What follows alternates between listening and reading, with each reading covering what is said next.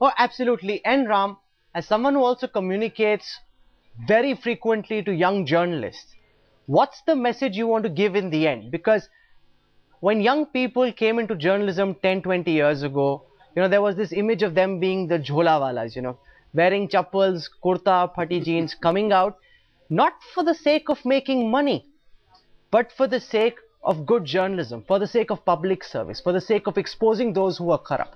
With this Radia Gate expose, that image of journalists and journalism is now under threat.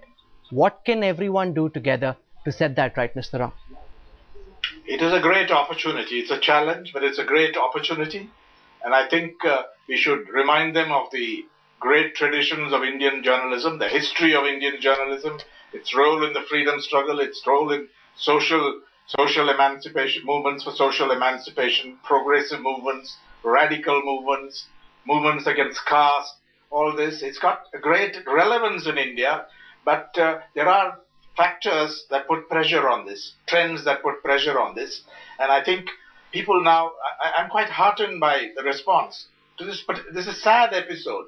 You can say various things about it, but at the end of it we are sad, but it doesn't undermine, I think it doesn't undermine confidence that we have a great tradition to protect and take forward, and we have a lot of good people. There's great opportunities in India. There are many institutions which reinforce your role.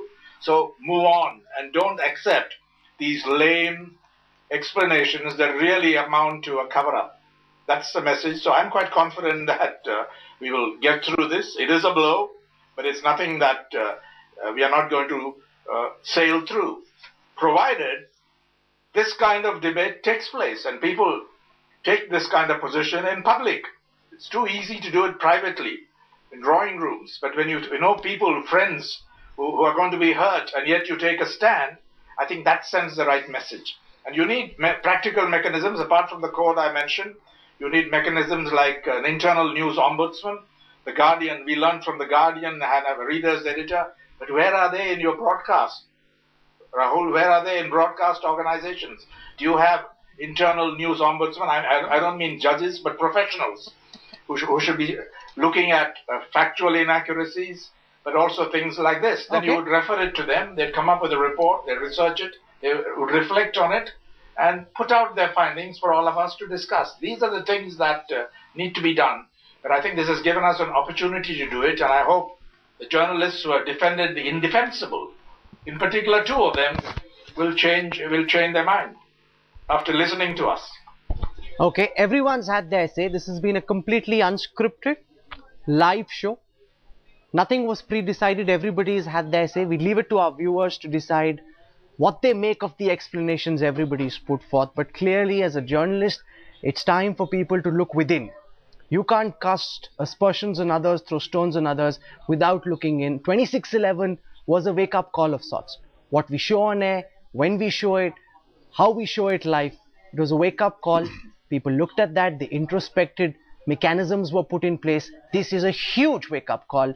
People need to wake up. Set the mechanisms that MJ Akbar and N. Ram have spoken about, so that going forward, if there are transgressions, there is action. There can be rotten apple in any basket. Those apples need to be pulled out. That's the sense that everyone's made in this discussion. And unless that happens, perception will be deeply tarnished and people will not know whether what they're seeing is honest or whether it's tainted because somebody is receiving a paycheck at the end of the show. I'd leave it over there. Let our viewers decide. For the moment, Mr. N. Ram, Hartosh Singh Bal, for having put out the story and having initiated this debate.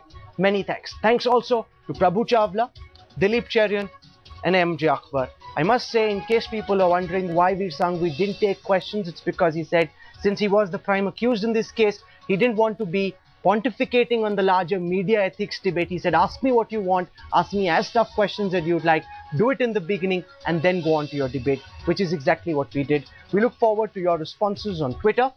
We'll repeat this debate in case people missed it. News and updates continue on the other side. Thank you very much for tuning in to this Headlines Today special broadcast. Center Stage, brought to you by